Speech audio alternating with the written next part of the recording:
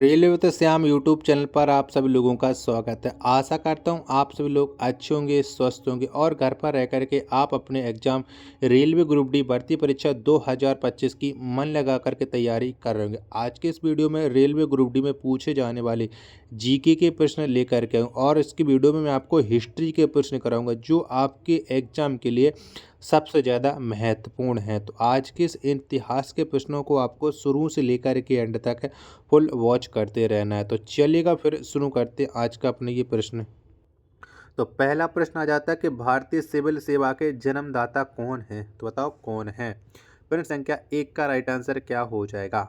तो भारतीय सिविल सेवा के जो जन्मदाता हैं ये हैं लॉर्ड कॉर्नवालिस। 1 का सी ऑप्शन करेक्ट आंसर हो जाएगा।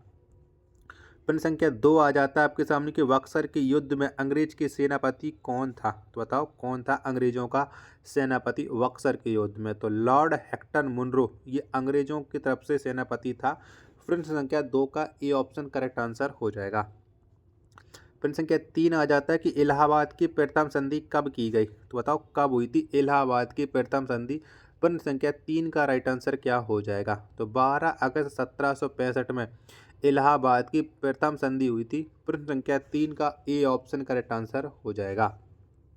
नेक्स्ट प्रश्न आ जाता है प्रश्न संख्या 4 कि भारत में पुर्तगाली राज का संस्थापक कौन था? तो बताओ कौन था?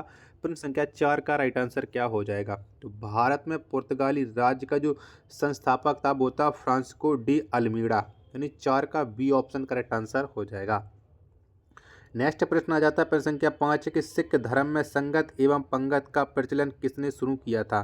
तो बताओ ये किसने शुरू किया था? प्रश्न संख्या 5 का राइट आंसर क्या हो जाएगा? तो सिख धर्म में संगत एवं पंगत का जो प्रचलन है ये शुरू किया था गुरु नानक देव ने। 5 का सी ऑप्शन राइट आंसर हो जाएगा। छठवें नंबर का प्रश्न आ जाता है कि डच लोग कहाँ के निवासी थे? तो बताओ कौन से देश के रहने वाले थे डच लोग? प्रश्न संख्या 6 का राइट आंसर क्या हो जाएगा? तो ये निवासी थे नीदरलैंड के डच। 6 का ए ऑप्शन करेक्ट आंसर हो जाएगा। 7वें नंबर का प्रश्न है कि श्री अकाल तख्त साहिब की स्थापना किया था। तो बताओ किसकी स्थापना किसके द्वारा की गई थी? प्रश्न संख्या 7 का राइट आंसर क्या हो जाएगा? फटाफट से बताओ। तो श्री अकाल तख्त साहिब की स्थापना की थी गुरु हरगोबिंद साहिब जी ने। 7 का ए ऑप्शन करेक्ट आंसर हो जाएगा। प्रश्न संख्या 8 आ जाता है आपके सामने कि हिंद की चादर के नाम से किसे जाना जाता है? तो बताओ कौन जाना जाता है? प्रश्न संख्या 8 का राइट आंसर। तो हिंद की चादर के नाम से गुरु तेग बहादुर को जाना जाता है। 8 का सी ऑप्शन राइट आंसर हो जाएगा। 9वें नंबर का प्रश्न आ जाता है कि ब्लू वाटर पॉलिसी को किसने लागू किया था? तो बताओ किसके द्वारा ये ब्लू वाटर पॉलिसी लागू हुई थी? प्रश्न संख्या 9 का राइट आंसर क्या हो जाएगा? तो फ्रांसिस्को डी अल्मीडा ने ब्लू वाटर पॉलिसी को लागू किया था। 9 का बी ऑप्शन करेक्ट आंसर हो जाएगा। अगला प्रश्न आ जाता है प्रश्न संख्या 10 है कि फ्रांसीसियों ने प्रथम फैक्ट्री कहाँ स्थापित किया? तो बताओ कहाँ स्थापित हुई थी फ्रांसीसियों की प्रथम फैक्ट्री? 10वें प्रश्न का राइट आंसर क्या हो जाएगा? तो ये फ्रांसीसियों ने जो प्रथम फैक्ट्री स्थापित की थी वो सूरत में की थी। 10 का सी ऑप्शन करेक्ट आंसर हो जाएगा।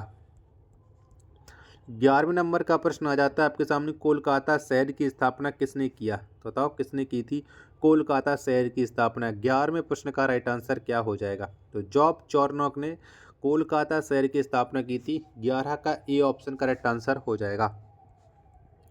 12वें नंबर का प्रश्न आ जाता है आपके सामने कि ईस्ट इंडिया कंपनी की स्थापना कब हुई थी? तो बताओ कब की गई थी ईस्ट इंडिया कंपनी की स्थापना? तो 1600 ईस्वी में ईस्ट इंडिया कंपनी की स्थापना हुई थी। 12 का सी ऑप्शन करेक्ट आंसर हो जाएगा। 13वें नंबर का प्रश्न आ जाता है आपके सामने कि प्रथम फ्रांसीसी गवर्नर कौन था? तो बताओ कौन था? प्रश्न संख्या 13 का राइट आंसर क्या हो जाएगा? तो प्रथम फ्रांसीसी जो गवर्नर था ये था डुप्ले। 13 का बी ऑप्शन करेक्ट आंसर हो जाएगा। 14वें नंबर का प्रश्न है आपके सामने कि भारत में स्थानीय स्वशासन के जनक हैं। तो बताओ कौन है स्थानीय स्वशासन के जनक? 14वें प्रश्न का राइट आंसर तो लॉर्ड रिपन है। बी ऑप्शन 14 का राइट आंसर हो जाएगा। आशा करता हूँ कि आपको ये वीडियो जरूर पसंद आ रही होगी। तो प्लीज़ आप लोग के वीडियो को लाइक और चैनल को आप लोग जरूर सब्सक्राइब कर लेना और इस वीडियो को अपने दोस्तों के पास ज़्यादा से ज़्यादा शेयर कीजिएगा। 15वें नंबर का प्रश्न आ जाता है आपके सामने कि बक्सर का युद्ध किस वर्ष हुआ था? तो बताओ कब लड़ा गया था बक्सर का युद्ध? तो 1764 में बक्सर का युद्ध हुआ था। 15 का ए ऑप्शन करेक्ट आंसर हो जाएगा। 16वें नंबर का प्रश्न है कि बंगाल में द्वैध शासन की स्थापना किसने किया? तो बताओ किसके द्वारा बंगाल में द्वैध शासन की स्थापना की गई थी? 16वें प्रश्न का राइट आंसर क्या हो जाएगा? तो लॉर्ड क्लाइव ने बंगाल में द्वैध शासन की स्थापना की। 16 का डी ऑप्शन करेक्ट आंसर हो जाएगा। 17वें नंबर का प्रश्न आ जाता है कि भारत में अंग्रेजी राज्य के वास्तविक संस्थापक किसे माना जाता है? तो बताओ कौन माना जाता है भारत में अंग्रेजी राज के वास्तविक संस्थापक? 17वें प्रश्न का राइट आंसर क्या हो जाएगा? तो वारेन हेस्टिंग्स को माना जाता है। 17 का डी ऑप्शन करेक्ट आंसर हो जाएगा। अगला प्रश्न प्रश्न संख्या 18 कि भारत का प्रथम गवर्नर जनरल कौन था? तो बताओ कौन था? 18वें प्रश्न का राइट आंसर क्या हो जाएगा? तो भारत का जो प्रथम गवर्नर जनरल था वो था विलियम बेंटिंक। 18 का सी ऑप्शन करेक्ट आंसर हो जाएगा। 19वें नंबर का प्रश्न है कि भारत का प्रथम वायसराय कौन था? तो बताओ कौन था? तो भारत का जो प्रथम वायसराय था ये था लॉर्ड कैनिंग, यानी 19 का डी ऑप्शन करेक्ट आंसर हो जाएगा। 20वें नंबर का प्रश्न आ जाता है आपके सामने कि हम्बुराबी कहाँ का शासक था? तो बताओ कौन से जगह का रहने वाला था ये हम्बुराबी? तो ये जो शासक था वो बेबीलोन का था, यानी प्रश्न संख्या 20 का बी ऑप्शन और 20 का डी ऑप्शन करेक्ट आंसर हो जाएगा। अगला प्रश्न संख्या 21 है कि वांडीवास का युद्ध कब हुआ था? तो बताओ कब बुलाया गया था वांडीवास का युद्ध? तो ये 1760 में वांडीवास का युद्ध हुआ था।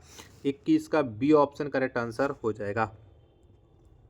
22वें नंबर का प्रश्न आ जाता है आपके सामने कि बेदरा का युद्ध कब हुआ था? तो बताओ कब लड़ा गया था बेदरा का युद्ध? तो 1759 में बेदरा का युद्ध हुआ था। 22 का सी ऑप्शन करेक्ट आंसर हो जाएगा।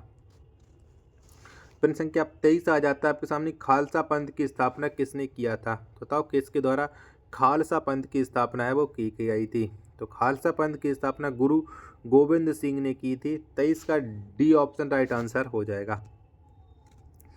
24वें नंबर का प्रश्न आ जाता है आपके सामने कि एल्बर्ट बिल विवाद किसके काल में हुआ था? तो बताओ किसके समय में एल्बर्ट बिल विवाद आया था सामने? तो ये आया था लॉर्ड रिपन के समय में।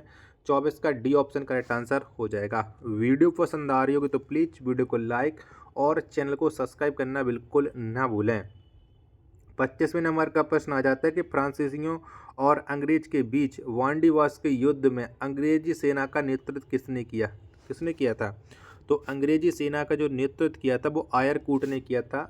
25 का डी ऑप्शन करेक्ट आंसर हो जाएगा। 26वें नंबर का प्रश्न है कि प्रथम कर्नाटक युद्ध की समाप्ति किस संधि के माध्यम से हुई? बताओ कौन सी संधि के माध्यम से हो गई थी प्रथम कर्नाटक युद्ध की समाप्ति? 26वें प्रश्न का राइट आंसर क्या हो जाएगा?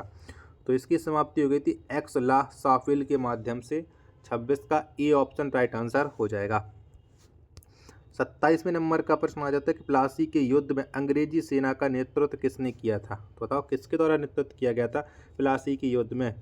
तो अंग्रेजी सेना का जो नेतृत्व किया था वो रॉबर्ट क्लाइव ने किया था। 27 का सी ऑप्शन राइट आंसर हो जाएगा।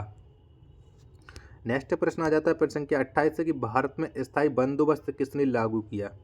तो किसने लागू किया था?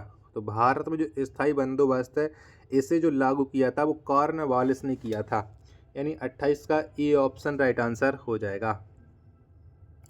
अगला प्रश्न आ जाता है प्रश्न संख्या 29 है कि गुरु गोविंद सिंह का निधन कहाँ पर हुआ था? तो बताओ कहाँ पर हुआ था? तो गुरु गोविंद सिंह का जो निधन हुआ था वो नांदेड़ में हुआ था, यानी 29 का डी ऑप्शन राइट आंसर हो जाएगा। आशा करता हूँ कि आपको ये वीडियो ज़रूर पसंद आ रही होगी। तो इस वीडियो को आपने अपने सभी दोस्तों के पास ज़रूर शेयर कर रखा होगा, नहीं शेयर कर रखा होगा तो आप लोग ज़रूर कर दीजिएगा, चलेगा। नेक्स्ट प्रश्न आ जाता है आपके सामने प्रश्न संख्या 30 है कि पिंडारियों का दमन किसने किया था? तो बताओ किसने कर दिया था पिंडारियों का दमन? प्रश्न संख्या 30 का राइट आंसर क्या हो जाएगा? तो लॉर्ड हेस्टिंग्स ने किया था पिंडारियों का दमन। 30 का डी ऑप्शन करेक्ट आंसर हो जाएगा। नेक्स्ट प्रश्न है प्रश्न संख्या 31 है कि नरबलि प्रथा पर रोक किसने लगाया? तो बताओ किसने लगा दी थी नरबलि प्रथा पर रोक? 31वें प्रश्न का राइट आंसर क्या हो जाएगा?